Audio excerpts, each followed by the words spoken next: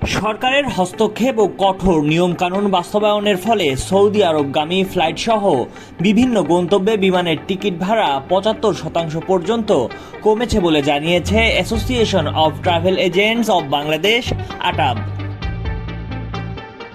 এক সংবাদ বিজ্ঞপ্তিতে আটাব জানিয়েছে, গত ডিসেম্বর ও ফেব্রুয়ারিতে যাত্রীদের ঢাকা থেকে সৌদি আরবের প্রধান শহরগুলোতে যেতে বিমান টিকিটে অতিরিক্ত ভাড়া দিতে বাধ্য করা হয়েছিল।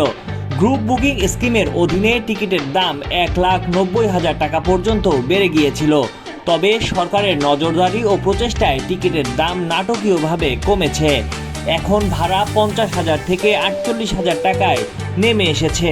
এমনকি কিছু বিমান সংস্থা ঢাকা থেকে দাম্মাম ও রিয়াদের মতো রুটে টিকিট ভাড়া কমিয়ে ৩৫,০০০ টাকায় দিচ্ছে।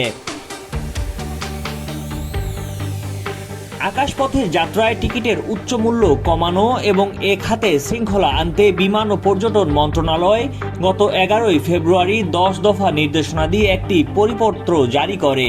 এতে টিকিট বুকিংয়ের পর ৭২ ঘন্টার মধ্যে তা বরাদ্দ করা না হলে স্বয়ংক্রিয়ভাবে বুকিং বাতিল করতে বলা হয়। পাশাপাশি গ্রুপ বুকিংয়ের নামে কোনো এয়ারলাইন্সের অনেকগুলো টিকিট একসঙ্গে ব্লক করা হলে পরের ৭ দিনের মধ্যে যাত্রীর নাম, পাসপোর্ট নম্বর সহ তা বিক্রি নিশ্চিত করার তথ্য দিতে বলা হয়।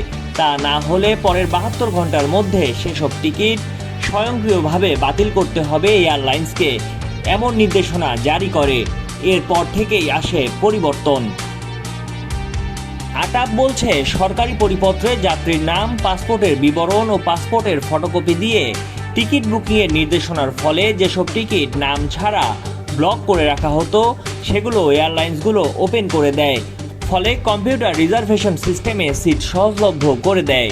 এতে এখন ট্রাভেল এজেন্সি ও যাত্রীরা ফ্লাইটের সিট খালি আছে কিনা এবং তা কত ভাড়া তা অনলাইনে দেখতে পান। সব দেখে শুনে চাহিদা মতো টিকিট বুকিং করতে পারছেন যাত্রী ও এজেন্সিগুলো। এ পরিবর্তনের ফলে বাজারে টিকিটের যে কৃত্রিম সংকট ছিল সেটা অনেকাংশে কমে গেছে বলে মনে করছে সংগঠনটি।